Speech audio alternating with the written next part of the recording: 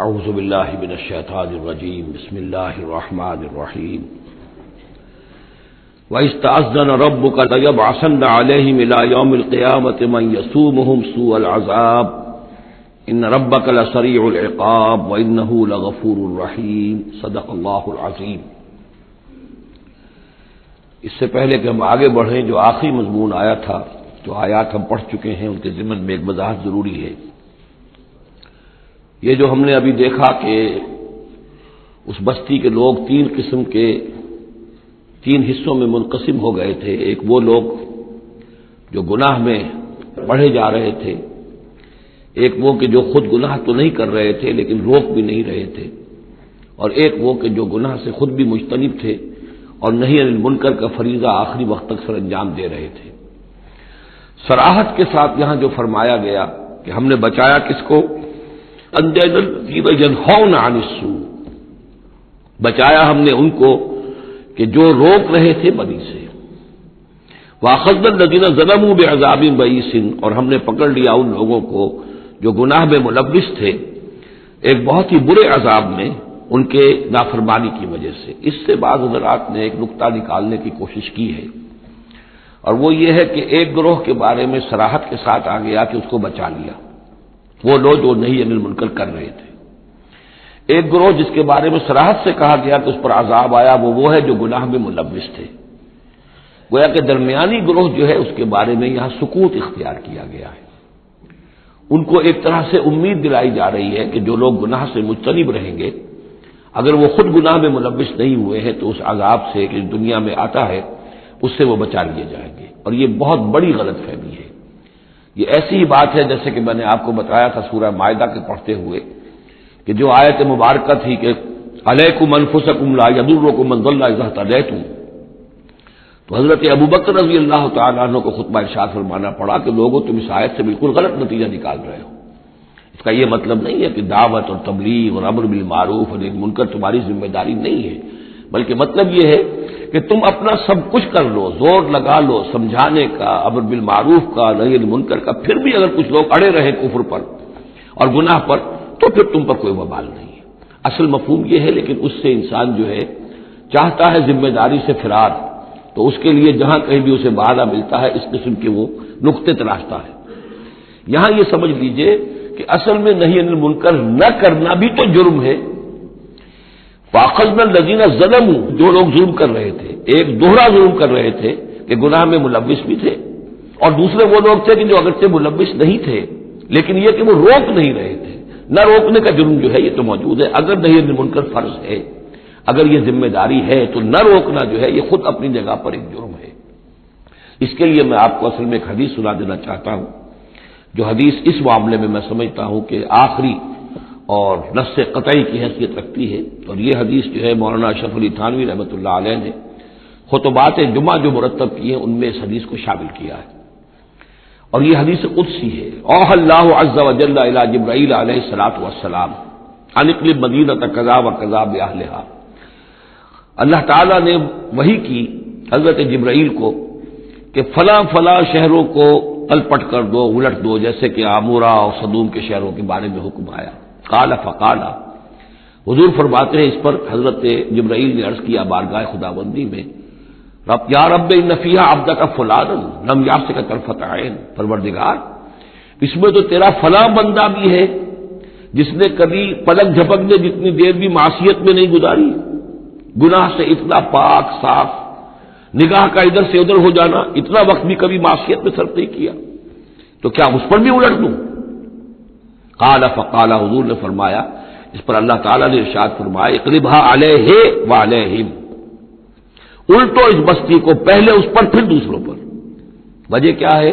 فإن وجہہ لم یتبعر فی ساعۃ قط، اس کے چہرے کا رنگ میری غیرت کی وجہ سے کبھی متغیر نہیں ہوا۔ یہ خود تو گناہ سے بچا رہا لیکن گناہ پھیلتے رہے، شریعت کی دھجیاں بکھرتی رہیں، اللہ تعالیٰ کے احکام کا مذاق اڑایا جاتا رہا، اور یہ اپنے دھندے میں لگا رہا، کاروبار میں لگا رہا، یا اپنے نوافل میں لگا رہا، مراقبوں میں لگا رہا، ذکر اذکار میں لگا رہا، تو یہ دوسروں سے بڑھ کر مجرم ہے۔ اقلبھا علیہ وعلیہم، الٹو اس بستی کو، پہلے اس پر پھر دوسروں پر۔ فإن وجهه لم يتبعر فيه ساعة قط۔ اور دوسرے یہ کہ قرآن مجید میں سورہ انفال اب بہت قریب آ گئی ہے، اب پڑھیں گے جلد ہی، وہ آیت مبارکہ بھی نص قطعی ہے قرآن کے حوالے سے، یہ تو حدیث کے حوالے سے ہوئی۔ قرآن مجید میں فرمایا گیا واتقوا فتنة لا تصيبن الذين ظلموا منكم خاصة۔ اس دنیا میں جب کوئی اجتماعی سزا آتی ہے، کسی قوم کے اندر بحثیت مجموعی جب منکرات پھیل جائیں، تو جب سزا آتی ہے تو پھر وہ صرف جو گناہ گار ہیں انہی کو اپنی لپیٹ میں نہیں لیتی، بلکہ وہ لوگ جو بچے ہوئے تھے وہ بھی لپیٹ میں آ جاتے ہیں۔ ہاں امید جو دلائی گئی ہے یہاں سے وہ یہ ہے کہ جو امر بالمعروف و نہی عن المنکر کی آخری حد تک، آخری وقت تک کوشش کرتے رہے ہوں، اللہ تعالیٰ ان کو بچا لے گا۔ اب آگے چلیے وَإِسْتَأْذَنَ رَبُّكَ، اور یاد کرو جب کہ آپ کے رب نے یہ اعلان کر دیا لَيَبْعَثَنَّ عَلَيْهِمْ، وہ لازماً اٹھاتا رہے گا ان پر، مسلط کرتا رہے گا ان پر اِلَى يَوْمِ الْقِيَامَةِ، قیامت کے دن تک ایسے لوگوں کو مَن يَسُومُهُمْ سُوءَ الْعَذَابِ، جو انہیں بدترین عذاب کے اندر مبتلا کرتے رہیں گے۔ ان ربک لسریع العقاب، یقیناً آپ کا رب سزا دینے میں بہت جلدی کرتا ہے۔ وانہ لغفور الرحیم، اور یقیناً وہ غفور بھی ہے رحیم بھی ہے۔ اللہ کی تو یہ دونوں شانیں ہیں، وہ عزیز ذو انتقام بھی ہے، سریع العقاب بھی ہے، لیکن وہ غفور الرحیم بھی ہے۔ اب یہ آپ کا طرز عمل ہے کہ آپ اپنے آپ کو اس کی کس شان کا مستحق بناتے ہیں۔ اس آیت میں واقعہ یہ ہے کہ جس قانون کا ذکر ہو رہا ہے اللہ تعالیٰ کی طرف سے اس فیصلے کا، وہ ہماری نگاہوں کے سامنے ان کی پوری تاریخ، اس لیے کہ اس کے بعد آ رہا ہے وَقَطَّعْنَاهُمْ فِي الْأَرْضِ أُمَمًا، ہم نے انہیں زمین کے اندر منتشر کر دیا، فرقوں کے اندر اور قوموں کے اندر۔ یہ ڈایاسپورا جو ہے ان کا، جو سن 70 سے شروع ہوا ہے، سن 70 عیسوی میں جو رومن جنرل تھا ٹائٹس، اس نے سیکنڈ ٹیمپل کی جو حضرت عزیر علیہ السلام کے زمانے میں پھر دوبارہ ہیکل تعمیر ہوا تھا، اس کو شہید کیا۔ 1,33,000 یہودیوں کو ایک دن میں قتل کیا یروشلم میں، اور یہاں سے یہودیوں کو نکال باہر کیا، فلسطین سے نکال دیے گئے، تم اب فلسطین میں نہیں رہ سکتے۔ وہاں سے ان کا ڈایاسپورا شروع ہوا ہے، کوئی کہیں چلا گیا، کوئی کہیں چلا گیا، کوئی روس میں چلا گیا، کوئی یورپ میں چلا گیا، کوئی ہندوستان میں آ گیا، کوئی مصر میں آباد ہو گیا، کوئی اور دور دراز کے علاقوں میں۔ پھر جب یہ امریکہ دریافت ہوا ہے تو یہ امریکہ بھی چلے گئے، وہاں بھی جا کر آباد ہو گئے۔ تو یہ ان کا ڈایاسپورا کا پیریڈ ہے کہ جس میں یہ گویا کہ منتشر کر دیے گئے پوری زمین کے اندر، ان کی کوئی ایک جمعیت کہیں نہیں رہی، اور ہر جگہ ان سے نفرت تھی، شدید نفرت۔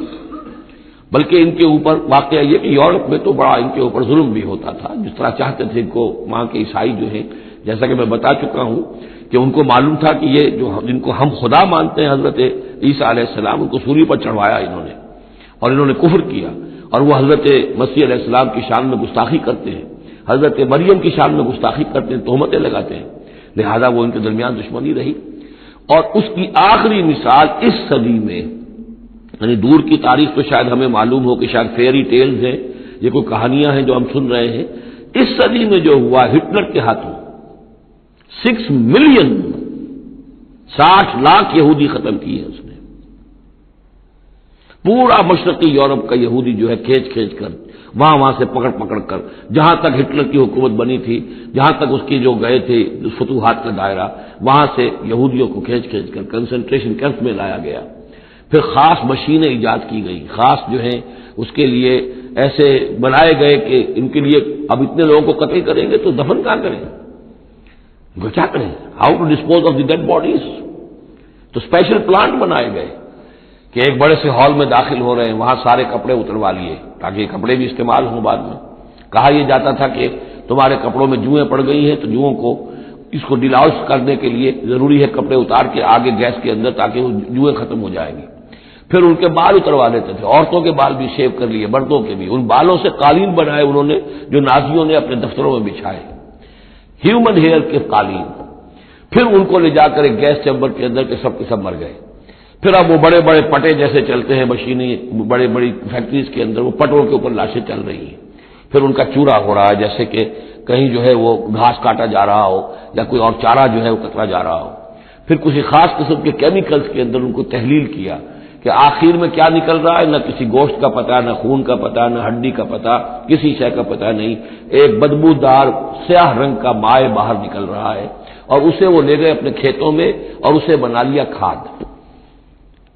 یہ کام اس صدی میں ہوا ہے، ہولوکاسٹ. اس میں زیادہ سے زیادہ یہ کہتے ہیں کہ یہ کوئی مبالغہ ہے 60 لاکھ کا، 40 لاکھ. تو 40 لاکھ بھی تو کم نہیں ہوتے. 40 لاکھ افراد کا اس طرح ختم ہو جانا. استأذن ربک لیبعثن علیہم الی یوم القیامہ. ان کا آخری وقت اب آنے والا ہے، وہ زیادہ دور نہیں ہے، لیکن اس سے پہلے جیسے شمع بجھنے سے پہلے بھڑکتی ہے، لہذا وہ ایک بھڑک ہے اس کی کہ جو یہودیوں کی ہے، اسرائیل ہے، ان کی طاقت ہے، ان کی قوت ہے، عربوں پر وہ چھائے ہوئے ہیں. اور واقعہ یہ ہے کہ مسلمان جس عذاب کے مستحق ہو چکے ہیں، اور ان میں سے عرب چونکہ ہمارے ہاں اونچے درجے کے، اس اعتبار سے امت کے اندر ان کا مقام اونچا درجے کا ہے کہ حضور عرب تھے، انہی کی زبان میں اللہ کی کتاب ہے، اور ان کی جو اللہ تعالیٰ کے دین کی طرف سے جو انہوں نے پیٹھ پھیری ہے، لہذا اس کی جو سزا انہیں مل رہی ہے وہ یہ ہے کہ ایک مغضوب علیہم قوم کے ہاتھوں ان کی تذلیل ہو رہی ہے، ان کے سامنے جھکنا پڑ رہا ہے.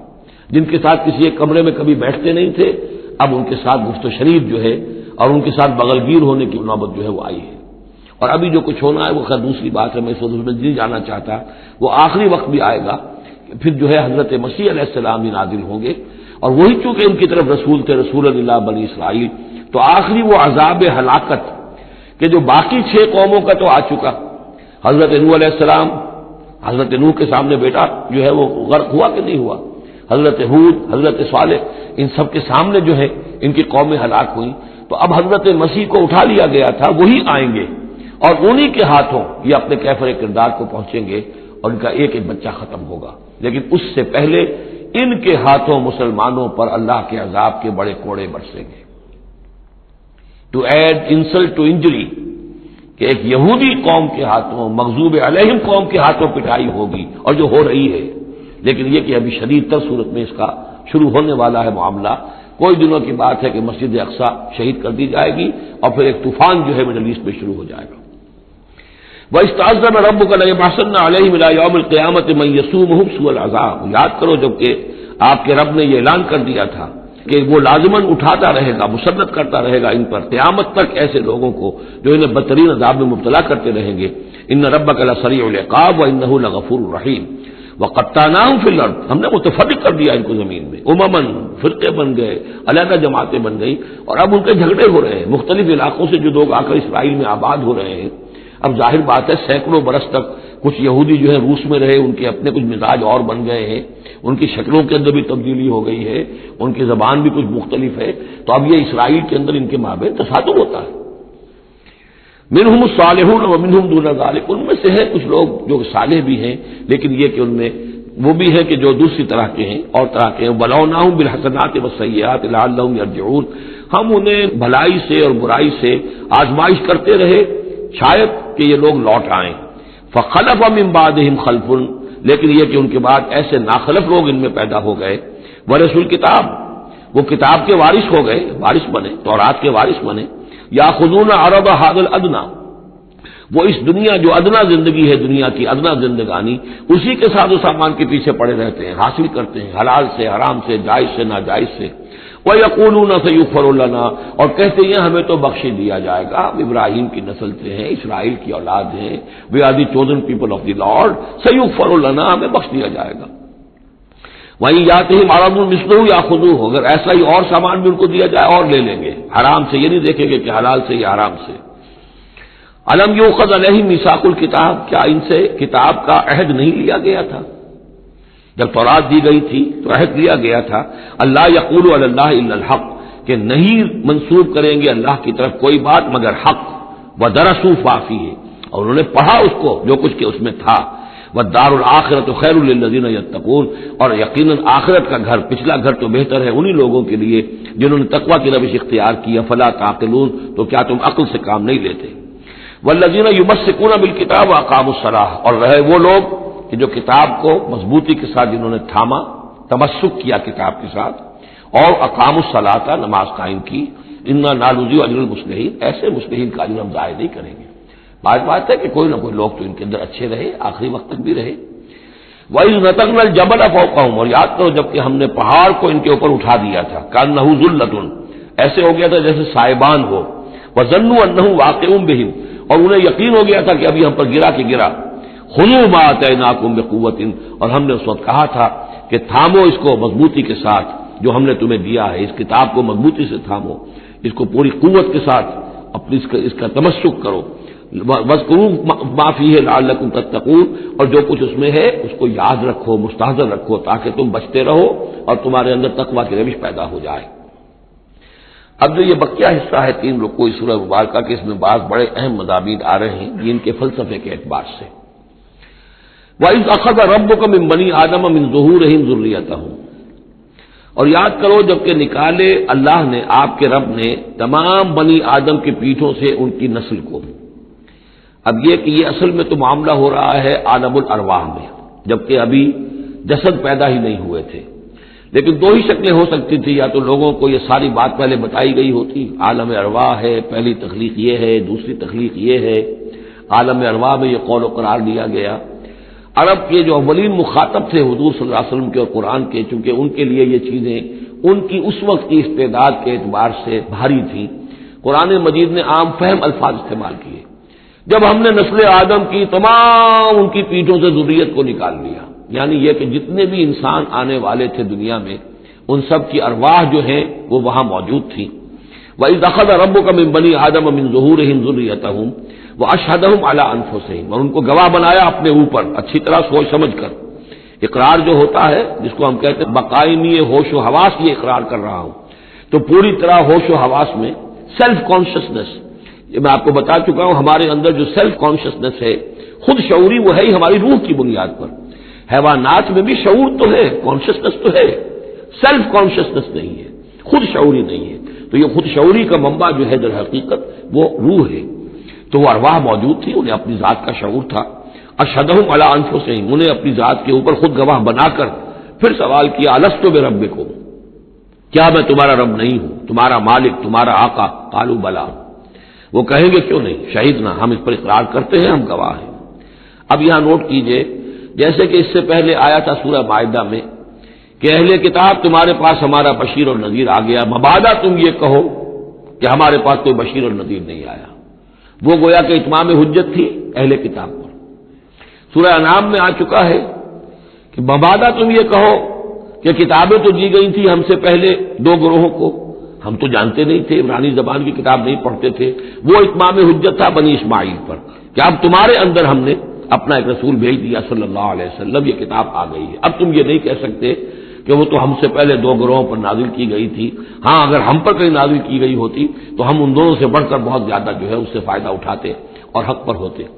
اب یہ جو گواہی ہے یہ آ رہی ہے پوری نوع انسانی، جس کے حوالے سے میں نے آپ کو بتایا تھا کہ وہ عہد کہ جو ہر روح انسانی اللہ کے ساتھ کر کے آئی ہے، کوئی نبی نہ آتا، کوئی کتاب نہ آتی، تب بھی یہ عہد بنیاد ہے مواخذہ اخروی کی، محاسبہ، accountability, the grand accountability of the day of judgement, اس کا بیسس جو ہے وہ یہ ہے، بنیادی بات یہ ہے، بنیادی حجت یہ ہے۔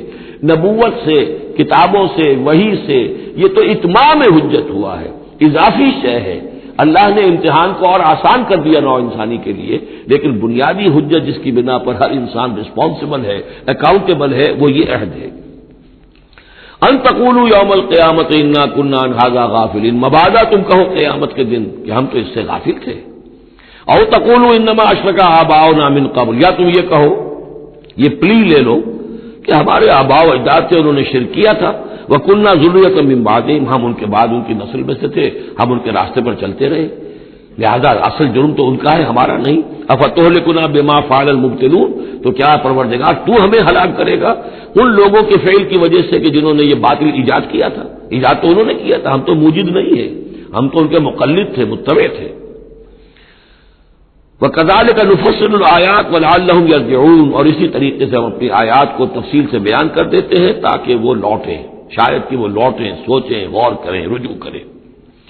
اب ایک واقعہ آ رہا ہے ایک شخصیت کا، اور اس کی تمثیل کے پیرائے میں، ویسے تو یہ واقعہ ہے، یہ صرف کوئی تشبیہ نہیں ہے، لیکن یہ کہ اس کو تمثیلاً لائے ہیں۔ افراد اور اقوام کا کوئی معاملہ ایسا بھی ہوتا ہے کہ کسی قوم کو یا کسی فرد کو اللہ نے کوئی بہت اونچا مقام دیا ہو، بہت اس پر اکرام فرمایا ہو، بہت انعام کیا ہو، لیکن پھر یہ کہ وہ اپنی کسی ایک ہی خباثت کی وجہ سے اور کسی ایک بڑی غلطی جو ہے گراوٹ کی وجہ سے وہ اپنی تمام ان فضیلتوں سے محروم ہو جائے اور بالکل شیطان کا چیلا بن کر رہ جائے۔ وَاتْلُ عَلَيْهِمْ نَبَأَ الَّذِي آتَيْنَاهُ آيَاتِنَا، یہ بلعام بن باورہ، اس کی تفصیل جو ہے تورات میں ہے، یہ ایک اسرائیلی تھا، بہت نیک، عابد، زاہد، عالم، تورات کا بہت بڑا عالم، عابد اور زاہد، اور لوگ جو ہے اس کی بہت عزت کرتے تھے، احترام کرتے تھے، اور یہ اللہ میں سے تھا۔ وَاتْلُ عَلَيْهِمْ نَبَأَ الَّذِي آتَيْنَاهُ آيَاتِنَا، نبا ہے اس لیے یہ واقعہ ہے، یہ صرف مثال نہیں ہے۔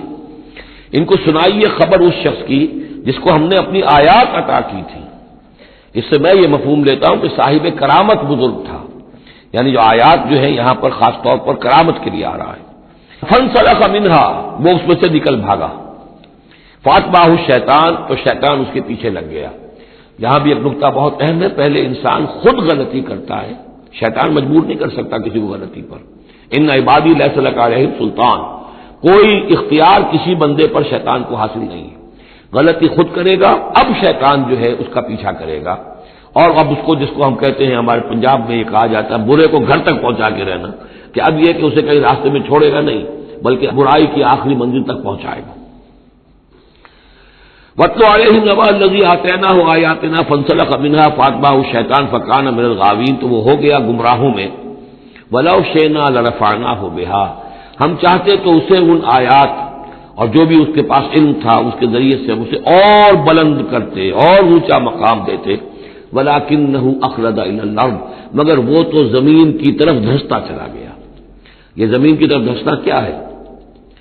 ایک ہمارا جسد ہے، یہ حیوانی جسد، یہ زمین سے آیا ہے، منہا خلقناکم، اور اس کے تقاضے ہیں۔ ایک وہ روح ہے جو عہد کر کے آئی ہے الستو بربکم، ان کے درمیان کشاکش ہے۔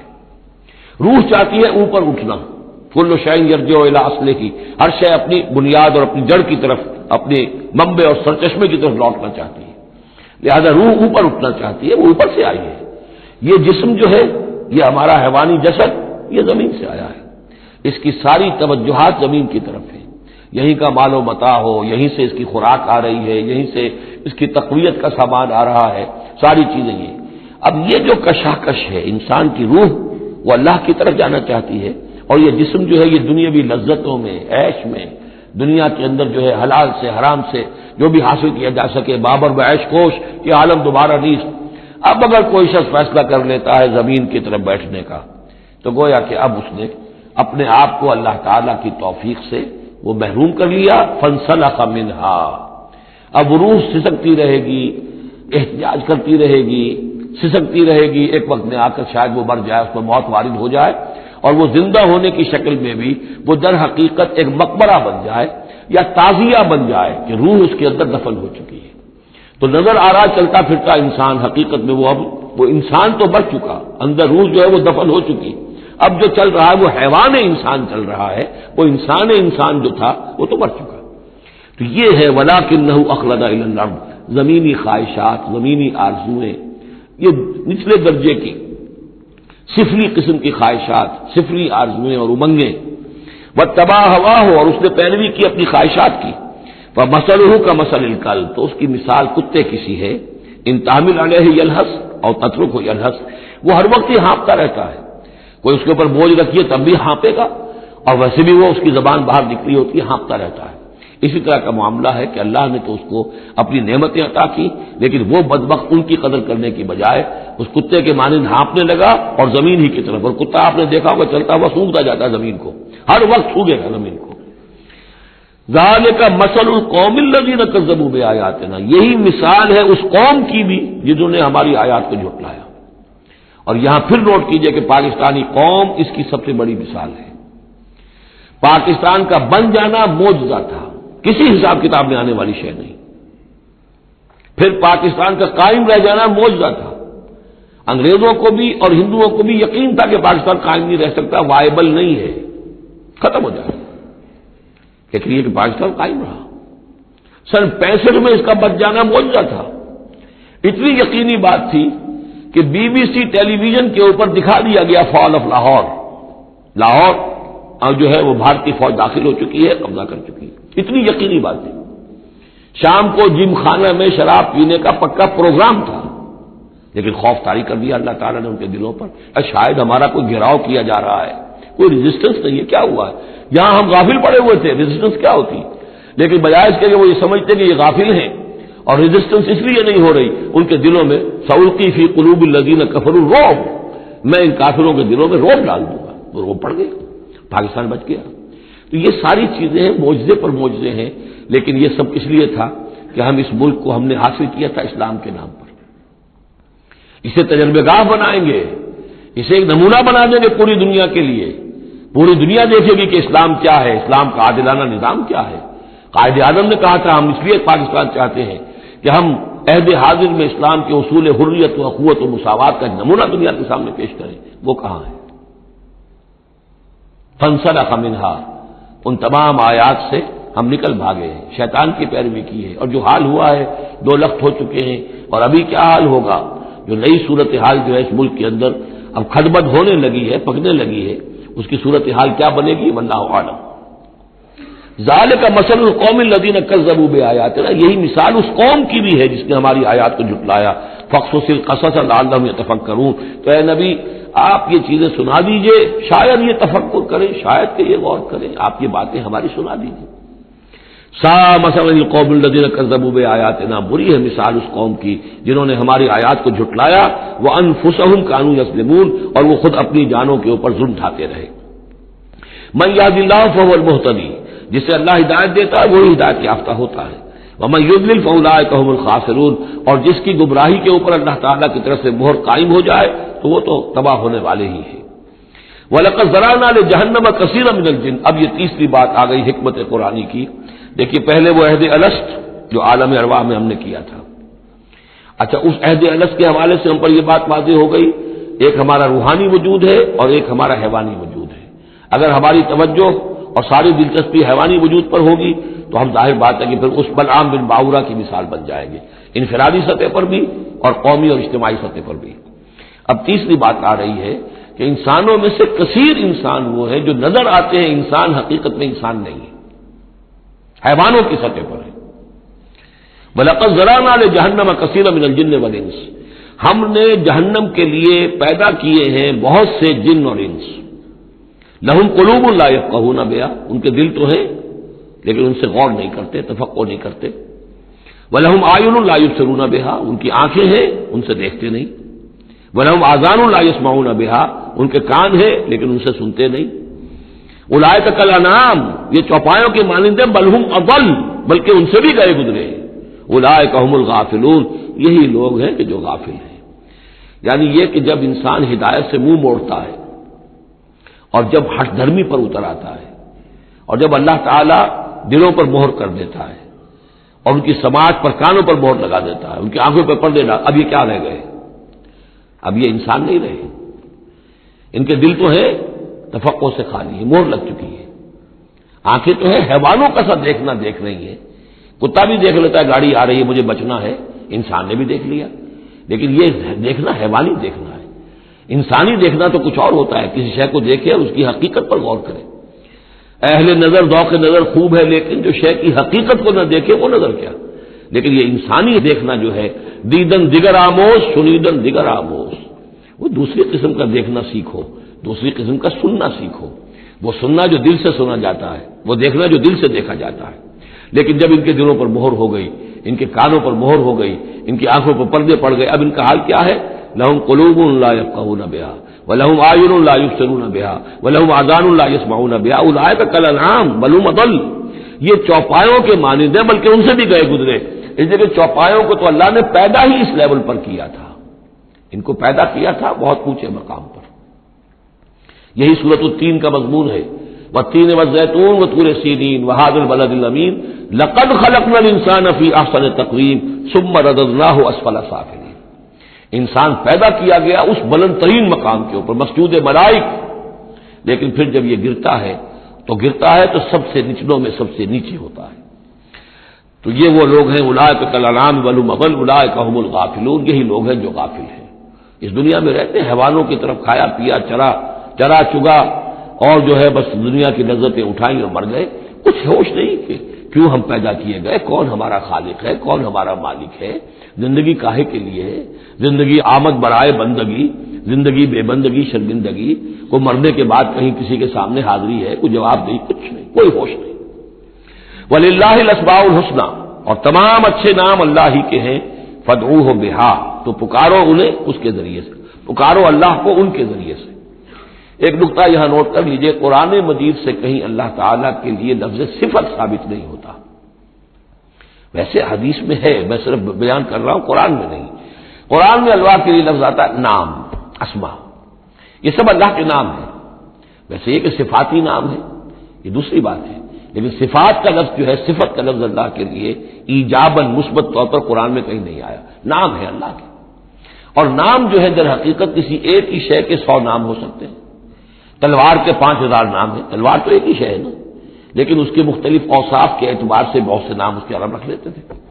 تو اللہ تعالیٰ کے نام ہیں، ان ناموں میں سے کچھ قرآن میں بھی آئے ہیں، کچھ ایک حدیث ہے حضرت ابو ہریرہ سے رضی اللہ تعالیٰ عنہ، جس میں کہ حضور نے 99 نام گنوائے ہیں کہ اللہ کے یہ 99 نام ہیں، اور ان کے ذریعے سے تو اللہ سے دعا کی جائے تو اس کے ناموں کے حوالے سے، اللہ تعالیٰ کے ناموں کے، فادعوہ بہا، اللہ تعالیٰ کو پکارا کرو اس کے ناموں کے حوالے سے، یا ستار ہو، یا غفار ہو، یا کریم ہو، یا علیم ہو، یہ اس طریقے سے اللہ تعالیٰ کے جو نام ہیں، تو یا اللہ ہو، ظاہر بات ہے کہ اللہ جو ہے وہ بھی اللہ کا سب سے بڑا نام، سب سے اہم نام ہے، اس حوالے سے اس کو پکارو، دعا کرو اس کے ناموں کے حوالے سے۔ وَذَرُوا الَّذِينَ يُلْحِدُونَ فِي أَسْمَائِهِ، اور چھوڑ دو، دفع کرو ان لوگوں کو کہ جو اس کے ناموں میں کجی نکالتے ہیں۔ لحد کہتے ہیں ٹیڑھ کو، یہ قبر جو ہوتی ہے ایک سیدھی ہوتی ہے، اور ایک ہوتی ہے لحد والی جس میں کہ بغلی قبر، اس میں وہ ٹیڑھا راستہ بنتا ہے جس میں کہ اتارا جاتا ہے قبر کو۔ تو اسماء الہی میں لحد الحاد جو ہے تو یہ ہے کہ ان کا غلط استعمال کیا جائے، انہی ناموں کے حوالے سے ان کے مراقبے کر کے ان کے اندر تاثیرات ہیں، اس میں کوئی شک نہیں، لیکن ان کے غلط استعمالات جو ہیں وہ درست نہیں ہیں۔ اللہ تعالیٰ کے ذکر کے لیے، اللہ سے خود اپنی دعا کے لیے ان کو ذریعہ بنایا جائے، لیکن ان کو لوگوں کے لیے نقصان پہنچانے کا ذریعہ بنانا یہ گویا کہ الحاد ہو جائے گا، غلط استعمال۔ اور دوسرے یہ کہ بعض اللہ تعالیٰ کے نام جو ہیں وہ جوڑوں کی شکل میں ہیں، ان میں ایک ہی کے حوالے سے پکارنا وہ بھی الحاد ہو جائے گا۔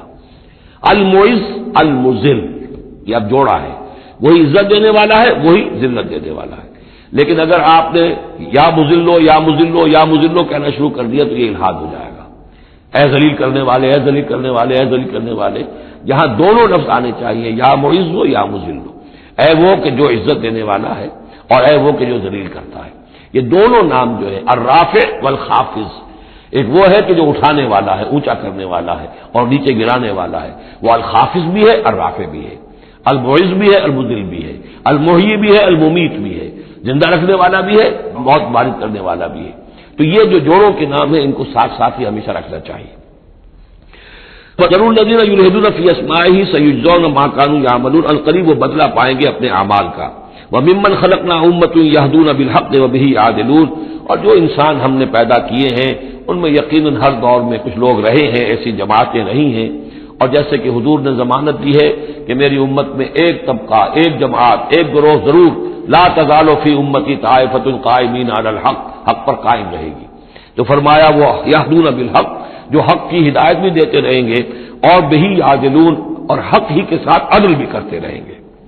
والذین کذبوا بآیاتنا سنستدرجهم من حیث لا یعلمون، باقی رہے وہ لوگ کہ جو ہماری آیات کی تکذیب کرتے ہیں، تم رفتہ رفتہ سہج سہج ان کو لے آئیں گے وہاں سے جہاں انہیں پتہ بھی نہیں ہوگا۔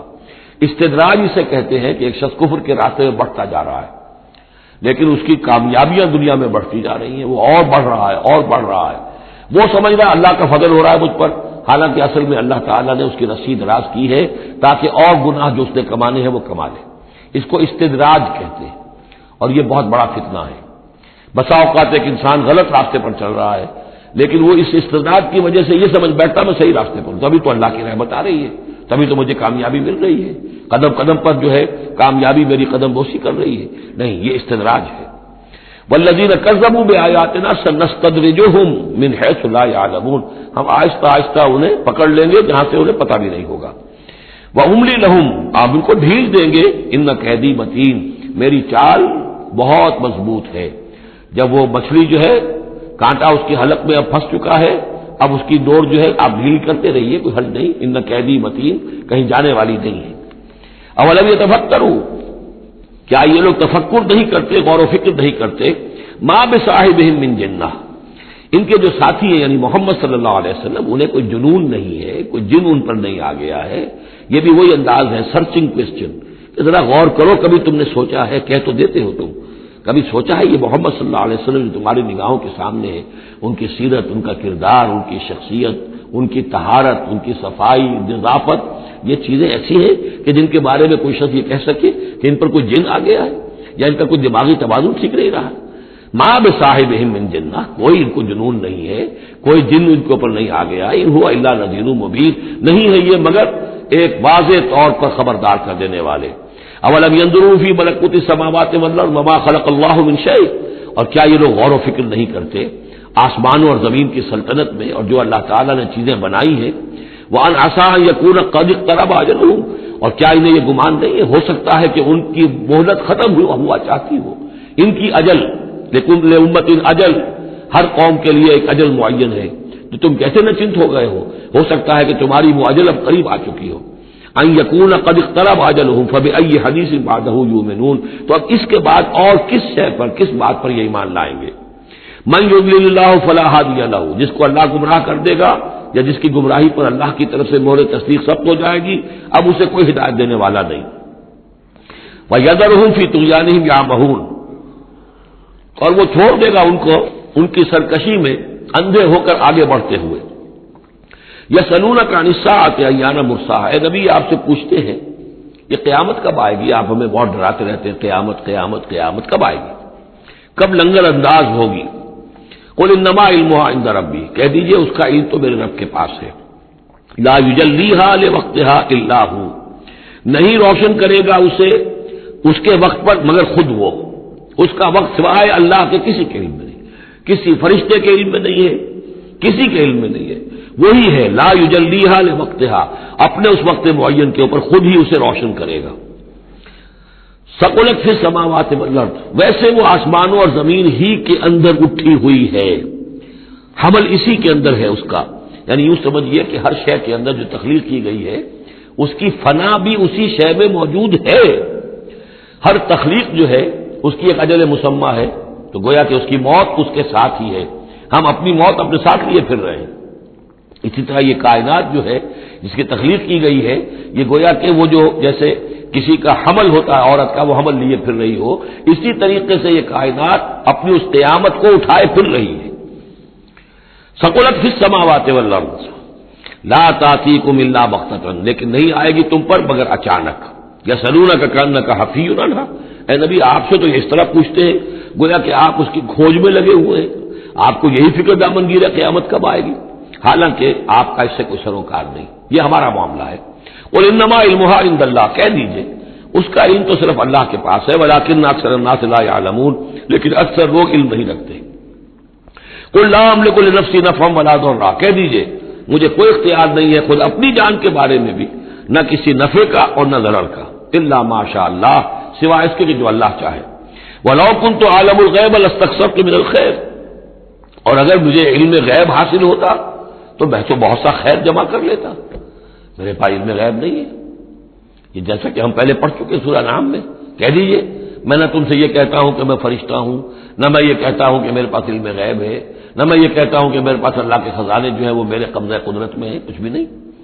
وَلَوْ كُنْتُ أَعْلَمُ الْغَيْبَ، اگر غیب کا علم میرے پاس ہوتا لَاسْتَكْثَرْتُ مِنَ الْخَيْرِ، تو میں نے بہت سا خیر جمع کر لیا ہوتا۔ وَمَا مَسَّنِيَ السُّوءُ، اور مجھے کوئی تکلیف آتی ہی نہ۔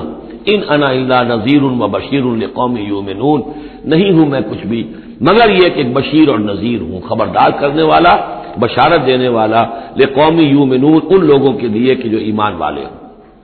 هو الذی خلقکم من نفس واحدۃ، وہی ہے جس نے تمہیں پیدا کیا ایک جان سے، وجعل منها زوجها، اور اسی سے بنایا اس کا جوڑا، لیسکن الیہا، تاکہ وہ سکون حاصل کرے اس کی طرف۔ اس کی طرف میں اشارہ کر چکا ہوں سورہ بقرہ میں بھی۔ وابتغوا ما كتب اللہ لک، کہ یہ جو معاملہ ہے شوہر اور بیوی کا، اس میں یہاں جہاں اولاد کا معاملہ ہے وہاں ایک تسکین بھی ہے، سکون بھی ہے۔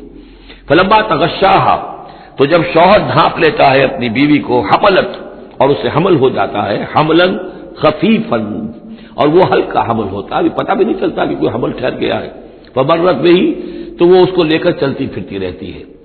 فلما اثقلت، جب بوجھل ہو جاتی ہے، دعوا اللہ ربہما، تو اب وہ دونوں اللہ کو پکارتے ہیں اپنے رب کو.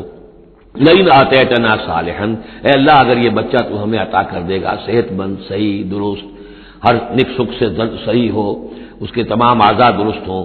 لئن آتیتنا صالحا لنکونن من الشاکرین، تو ہم بڑا شکر ادا کریں گے، بڑا ہم تیرا احسان مانیں گے. فلما آتاہما صالحا، اور جب اللہ تعالیٰ نے انہیں عطا کر دیا درست بھلا چنگا بچہ، جعلا لہ شرکا، اب اس نے شریک ٹھہرا دیے. یہ فلاں بزرگ کے مزار پہ میں گئی تھی، ان کی نگاہ کرم ہوئی ہے، اور یہ فلاں جو ہے دیوی کی کرپا ہو گئی ہے کہ جس کی وجہ سے مجھے اولاد مل گئی ہے. دیا اللہ نے، اور اب یہاں پہ اس کے لیے دیوی اور دیوتا یاد آ گئے. فتعالى اللہ عما یشرکون، تو اللہ بہت بلند و بالا ہے ان کے شرک سے. ایشرکون ما لا یخلق شیئا وهم یخلقون، کیا وہ ان چیزوں کو شریک کر رہے ہیں اللہ کے ساتھ جو کوئی شے تخلیق کرتے ہی نہیں، وہ تو خود مخلوق ہے. فرشتے ہیں تو مخلوق ہیں، جنات ہیں تو مخلوق ہیں، انبیاء ہیں تو مخلوق ہیں، اولیاء اللہ ہیں تو مخلوق ہیں، تو خود مخلوق ہیں، سب کے سب مخلوق ہیں. ایشرکون ما لا یخلق شیئا وهم یخلقون ولا یستطیعون لهم نصرا ولا انفسهم ینصرون، نہ وہ ان کی مدد کر سکتے ہیں نہ وہ اپنی مدد پر قادر ہیں، وہ تو سب کے سب جو ہے اللہ کے بندے ہیں. ان تدعوهم الى الهدى، اب یہاں پر تدریجاً بات لائی جا رہی ہے ان کو کہ جو ان کے اصل جو ڈیٹیز ان کی ہیں، وہ تو سمجھتے ہیں دیویاں ہیں، دیوتا ہیں، وہ تو اوپر ہیں، وہ تو انویزیبل ہیں، ہم نے ان کے نام پر یہ بت تراش لیے ہیں. تو چاہے رادھا کرشنن ہو، چاہے کوئی اور فلسفی ہو، وہ کہے گا یہ کہ ہم ان بتوں کو نہیں پوج رہے، ہم بھی جانتے ہیں یہ پتھر ہے، پتھر کے سوائے میں کیا ہے، یہ نہ دیکھ سکتے ہیں نہ چل سکتے ہیں، پتھر ہے. لیکن عام طور پر ان کے ہاں آدمی جو ہے عوام کی سطح پر وہ پھر انہیں کو سمجھ بیٹھتا کہ یہی ہے، اور چوبتا ہے، چاٹتا ہے، جو بھی کرتا ہے، ان کا دھون پیتا ہے، ان کے سامنے ڈنڈوت کرتا ہے، ان کے سامنے جو ہے حلوے مانڈے پیش کرتا ہے. تو عوامی سطح پر ذہن میں یہی آ جاتا ہے کہ یہی ہے معبود جن کو کہ ہم پوج رہے ہیں، اور انہی کے اندر قدرت ہے ہماری مشکل کشائی کی. اب ادھر رخ آ رہا ہے. ان تدعوهم الى الهدى، اگر تم پکارو انہیں ہدایت کے لیے کہ تمہیں راستہ دکھا دیں، لا يتبعوكم، وہ تمہاری طرف توجہ ہی نہیں کر سکیں گے. سواء علیکم ادعوتموهم ام انتم صامتون، برابر ہے تم پر کہ تم انہیں پکارو یا خاموش رہو. ان الذین تدعون من دون اللہ عباد امثالکم، ہاں جنہیں تم پکار رہے ہو، جنہیں دیوتا اور دیوی بنا لیا ہے، فرشتے ہیں یا اولیاء اللہ ہے، وہ بھی تمہاری طرح کے بندے ہیں. عباد امثالکم، وہ تمہاری طرح کے بندے ہیں. فادعوہم فلیستجیبوا لکم ان کنتم صادقین، تو پکارو ان کو اور پھر دیکھو اگر تم سچے ہو تو پھر ان کی طرف سے تمہیں کوئی جواب ملنا چاہیے، کوئی وحی آنی چاہیے. لیکن یہ کہ ہم نے تو انہیں تمہاری اس بلکہ آئے گا قرآن مجید میں آگے چل کر کہ وہ کہیں گے کہ ہم تو غافل تھے، ہمیں تو پتہ نہیں تھا کہ تم ہمیں پکارتے رہے، ہمیں ہماری دعائی دیتے رہے اور ہم سے مانگتے رہے، یا شیخ عبد القادر جیلانی شیئا للہ، ہمیں کیا پتہ تم نے یہ ہمارے ساتھ حماقتیں کی ہیں، ہمیں تو کوئی معلوم نہیں. تو وہ تو کہیں گے غافل ہیں ہم. اب یہاں بتوں کی طرف اشارہ ہو رہا ہے. ام لہم ارجل یمشون بہا، کیا ان کے پاؤں ہیں، تم نے بنا تو دیے پاؤں، کیا چلتے بھی ہیں ان سے؟ ام لہم ایدین یبطشون بہا، ہاتھ بھی تم نے بنا دیے ان کے، لیکن کیا یہ اس سے پکڑ بھی سکتے ہیں؟ ام لہم اعین یبصرون بہا، کیا ان کی آنکھیں ہیں جن سے یہ دیکھتے ہوں؟ ام لہم آذان یسمعون بہا، یا ان کے جو کان ہیں ان سے یہ سنتے ہیں؟ قل ادعوا شرکاءکم، اے نبی اب کہہ دیجئے، اب یہ قول فیصل ہے جیسے حضرت ابراہیم سے کہلوا دیا گیا تھا، انی بریء مما تشرکون، اور تم جو بھی کچھ تمہارے یہ معبود ہیں جو میرا بگاڑنا چاہیں بگاڑ لیں، مجھے کوئی خوف نہیں. قل ادعوا شرکاءکم، اے نبی ان سے کہہ دیے پکار لو اپنے سارے شریکوں کو، ثم کیدون، اور پھر میرے خلاف جو چالیں چل سکتے ہو چل لو، جو بھی اقدام کر سکتے ہو کر لو. فلا تنظرون، مجھے کوئی مہلت نہ دو، میں تم سے کوئی درخواست نہیں کرتا کہ میرے ساتھ نرمی کرو، مجھے مہلت دو، جو بگاڑ سکتے ہو بگاڑ لو اپنے سارے معبودوں کو پکار کر. ان ولی اللہ الذی نزل الکتاب، میرا ولی، میرا پشت بنا، میرا مددگار، میرا حمایتی، میرا حفاظت کرنے والا وہ اللہ ہے جس نے یہ کتاب مجھ پر نازل کی. وَهُوَ يَتَوَلَّى الصَّالِحِينَ، اور وہ اپنے صالح بندوں کا ولی ہے، ان کا ساتھی ہے، مددگار ہے، پشت بنا ہے. وَالَّذِينَ تَدْعُونَ مِن دُونِهِ لَا يَسْتَطِيعُونَ نَصْرَكُمْ، جنہیں تم پکار رہے ہو اس کو چھوڑ کر وہ تمہاری مدد کی استطاعت ہی نہیں رکھتے، ان کے اندر طاقت ہی نہیں ہے. وَلَا أَنفُسَهُمْ يَنصُرُونَ، نہ وہ اپنی جان بچا سکیں گے. وَإِن تَدْعُوهُمْ إِلَى الْهُدَى لَا يَسْمَعُوا، اگر تم انہیں ہدایت کے لیے پکارو کہ ہمیں کوئی ہدایت دے، جیسے ہم اللہ کو پکارتے ہیں اهدنا الصراط المستقیم، اهدنا الصراط المستقیم، تو وہ تو تمہیں لا يسمعوا، وہ سنتے ہی نہیں، تم پکارتے رہو. وَتَرَاهُمْ يَنظُرُونَ إِلَيْكَ وَهُمْ لَا يُبْصِرُونَ، اور تم سمجھتے ہو کہ وہ تمہیں دیکھ رہے ہیں جبکہ وہ دیکھتے ہی نہیں. خذ العفو وامر بالعرف، اے نبی صلی اللہ علیہ وسلم، اب یہ آخر میں پھر حضور سے خطاب، یہ اکثر مکی صورتوں میں ہوتا ہے، اختتام پر حضور سے التفات، خذ العفو، اے نبی عفو کو، درگزر کو تھام لیجئے، یعنی آپ ان سے زیادہ بحث میں، ان سے زیادہ کسی تلخی میں، کسی اس طرح کے معاملے میں الجھیے نہیں، معاف کیجئے، چھوڑیے ان کو، دفع کیجئے۔ خذ العفو وامر بالمعروف، اور بھلی بات کا حکم دیتے رہیے، جو بھی اچھی بات ہے اس کی طرف دعوت دیتے رہیے، آپ کا کام ہے دعوت دینا۔ وَأَعْرِضْ عَنِ الْجَاهِلِينَ، اور جو آپ سے الجھنا چاہیں ان سے اعراض کیجئے، خام خواہ، جیسے کہ آگے آئے گا سورہ فرقان میں، وَإِذَا خَاطَبَهُمُ الْجَاهِلُونَ قَالُوا سَلَامًا، جب جاہل الجھنا چاہتے ہیں ان عباد الرحمان سے، وہ کہتے ہیں سلام، ہم آپ سے لا نبتغی الجاہلین، ہم جاہلوں کے سر نہیں لگنا چاہتے، منہ نہیں آنا چاہتے۔ تو فرمایا آپ یہ تین الفاظ آئے ہیں، خذ العفو، یہ ایک داعی کے لیے بڑی بنیادی چیزیں ہیں، معاف کرتے رہنا، درگزر کرتے رہنا، وامر بالعرف، اور بھلی بات کا، اچھی بات کا حکم دیتے رہنا، وَأَعْرِضْ عَنِ الْجَاهِلِينَ، اور جو الجھنا چاہیں، جاہل ہو، جو جذباتی لوگ ہیں، مشتعل مزاج ہیں، ان سے اعراض۔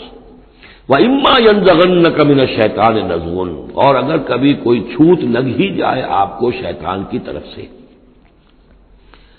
نزع کھینچ لینا، نزع مس کر جانا، چھو جانا، چھوت، عین اور غین کا یہ فرق ہو گیا، یعنی یہ کہ کبھی آپ کو غصہ آئی جائے، آخر ظاہر بات ہے بربنائے طب بشری، کبھی غصہ آئی جاتا ہے، آخر آئی گیا تھا حضور کو غزوہ احد میں، کیف یہدی اللہ قوما خضموا وجہ نبیہم بالدم، کیسے اللہ ہدایت دے گا اس قوم کو جس نے اپنے نبی کے چہرے کو خون سے رنگ دیا، غصہ آ گیا تھا۔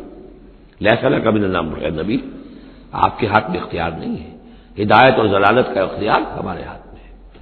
اسی طریقے سے اے نبی اگر کبھی غصہ آ جائے، فرمایا وَإِمَّا يَنزَغَنَّكَ مِنَ الشَّيْطَانِ نَزْغٌ فَاسْتَعِذْ بِاللَّهِ، فوراً اللہ کی پناہ طلب کرو، إِنَّهُ سَمِيعٌ عَلِيمٌ، اور یہ پھر آگے چل کر حامیم السجدہ میں بھی یہ آیت آئے گی، إِنَّهُ هُوَ السَّمِيعُ الْعَلِيمُ، یقیناً وہی ہے سب کچھ سننے والا اور سب کچھ جاننے والا۔ إِنَّ الَّذِينَ اتَّقَوْا إِذَا مَسَّهُمْ طَائِفٌ مِّنَ الشَّيْطَانِ تَذَكَّرُوا، اور یہی روش ہے تقوی والوں کی، جن لوگوں کے اندر تقوی ہوتا ہے، جب ان پر کوئی گزر ہو جاتا ہے شیطان کے کسی سائے کا، اذا مسہم طائف من الشیطان، شیطان کا کوئی ان کے اوپر گزر ہو گیا، کوئی سایہ پڑ گیا، تذکروا، فوراً وہ چوکنے ہو جاتے ہیں، فوراً ہوش میں آ جاتے ہیں کہ یہ کیا ہوا، ہم پر کچھ اثر پڑ گیا تھا، کچھ عارضی طور پر کچھ غفلت سے طاری ہو گئی تھی، جیسے کہ خود حضور فرماتے ہیں صلی اللہ علیہ وسلم، انہ لیغان علی قلبی، میرے دل پر بھی کبھی کبھی حجاب سا آ جاتا ہے، وَإِنِّي لَأَسْتَغْفِرُ اللَّهَ 70 مرة فی کل یوم، اور میں روزانہ 70 مرتبہ اللہ سے استغفار کرتا ہوں۔ لیکن یہ سمجھ لیجئے کہ ہمارے دل کے اوپر حجاب وہ بہت اور شے ہے، اور حضور کے قلب مبارک پر حجاب، آپ کے قلب مبارک کا حجاب جو ہے وہ ہماری 100 حضوریوں، لاکھوں حضوریوں سے بڑھ کر جو ہے وہ حضوری کے درجے میں ہوگا، لیکن جو انٹینسٹی ہے، جو تعلق مع اللہ کی انٹینسٹی ہے، اس میں ذرا سی کمی بھی آ گئی ہے، تو اس سے حضور نے تعبیر کیا کہ میرے بھی دل پر کبھی کبھی حجاب آ جاتا ہے، انہ لیغان علی قلبی، انٹینسٹی تو کم ہو گئی نا، یہ بجلی جس پاور کی ہے ذرا سی کم ہو جائے گی تو ایک دفعہ تو آپ کو محسوس ہوگا اندھیرا ہو گیا، حالانکہ بجلی ہے، روشنی ہے، اندھیرا نہیں ہوا ہے، لیکن اس کی پاور کم ہوئی ہے۔ تو فرمایا کہ انہ لیغان علی قلبی وانی لاستغفر اللہ 70 مرة فی کل یوم۔ ان الذین اتقوا اذا مسهم طائف من الشیطان تذکروا، تو فوراً وہ چوکنے ہو جاتے ہیں، یاد کرتے ہیں، فاذا هم مبصرون، اور ان کی آنکھیں کھل جاتی ہیں، انہیں حقائق نظر آنے لگتے ہیں، وقتی سا جو سایہ پڑ گیا تھا اس سے وہ فوراً نکل آتے ہیں۔ واخوانهم یمدونهم، باقی جو شیطانوں کے بھائی ہیں انہیں شیطان گھسیٹ کر لے جاتے ہیں، فی الغی، وہ اس کجی کے اندر وہ گھسیٹتے ہوئے دور تک پہنچاتے ہیں، جیسے بلعم بن باورہ کو پہنچایا کہ اسے آخری حد تک پہنچا کر دم لیا۔ تو شیطانوں کا جو ولی ہوگا پھر شیطان کا تو اس کے اوپر زور چلے گا، لیکن جو اللہ کے بندے ہیں ان پر تو شیطان کا اختیار ہے ہی نہیں، وہ تو یہ کہ جیسے ہی ذرا سا ان کے اوپر کوئی اثر پڑا بھی، وہ سایہ سا آیا بھی تو فوراً چونک گئے اور اللہ کی طرف متوجہ ہو گئے۔ ثم لا یخسرون، پھر وہ کمی نہیں کرتے، اسے آخری منزل جو ہے گمراہی کی وہاں تک پہنچا کر رہتے ہیں۔ وَإِذَا لَمْ تَأْتِهِمْ بِآیَةٍ، اب دیکھیے یہ عمود ان دونوں صورتوں کا، خاص طور پر انعام کا، آیت لاؤ، نشانی لاؤ، معجزہ دکھاؤ، نبوت منوانا چاہتے ہو، رسالت منوانا چاہتے ہو تو دکھاؤ معجزہ، حصی معجزہ، جیسے موسیٰ کو ملے، جیسے عیسیٰ کو ملے، وغیرہ وغیرہ۔ اب اس کو سم اپ کر رہے ہیں، وَإِذَا لَمْ تَأْتِهِمْ بِآيَةٍ، اے نبی جب آپ ان کے پاس کوئی معجزہ نہیں لائے، قالوا، انہوں نے کہا لولا اجتبیتہا، کیوں نہیں کوئی چن کر لے آتے، کہیں سے چھانٹ کر لے آتے، تو تمہارا دعویٰ یہ ہے تم اللہ کے رسول ہو، محبوب ہو، تو کیا وجہ ہے، کیوں رہ گئے، کس وجہ سے؟ لولا اجتبیتہا، کہیں سے کوئی چھانٹی کر کے، کہیں سے کوشش کر کے لے آتے۔ قل انما اتبع ما یوحی الی، اس زمن میں ایک واقعہ میں نے پڑھا تھا، یہ تفسیر کبیر میں، امام راضی کی تفسیر میں، کہ حضور کے ایک پھپھی زاد بھائی تھے، اگرچہ وہ ایمان نہیں لائے تھے، لیکن حضور سے ہمدردی رکھتے تھے، ساتھ رہتے تھے، تعاون کرتے تھے، جہاں کہیں حضور جاتے تھے، دل میں نرمی تھی ان کے، اور امید تھی حضور کو کہ ایمان لے آئیں گے۔ لیکن جب آخری معاملہ یہ ہوا کہ جو سرداران قریش تھے، انہوں نے گویا کہ ان کے اپنے زوم میں انہوں نے حجت قائم کر دی، اے نبی یہ معجزہ دکھا دو، اے محمد چلو مان لیں گے، چلو یہ نہیں دکھا سکتے یہ دکھا دو، یہ نہیں دکھا سکتے یہ دکھا دو، وہ سب سورہ بنی اسرائیل میں آئے گا۔ تو جب یہ ساری باتیں حضور نے کرنی میرے اختیار میں نہیں ہے، یہ تو اللہ تعالیٰ کا فیصلہ ہے، اللہ جب چاہے گا دکھائے گا، میرے اختیار میں نہیں ہے۔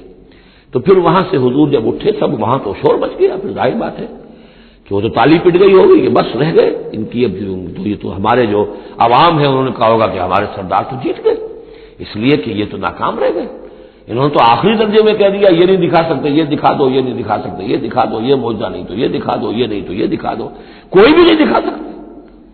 تو اس کے بعد جب حضور کے ساتھ وہاں سے حضور دل گرفتہ ہو کر اٹھے اور آئے تو ساتھ وہ پھوپھی زاد بھائی بھی تھا، اس نے کہا کہ محمد آج تو آپ کی قوم نے آپ پر حجت قائم کر دی ہے، اب میں آپ کا ساتھ نہیں دے سکتا۔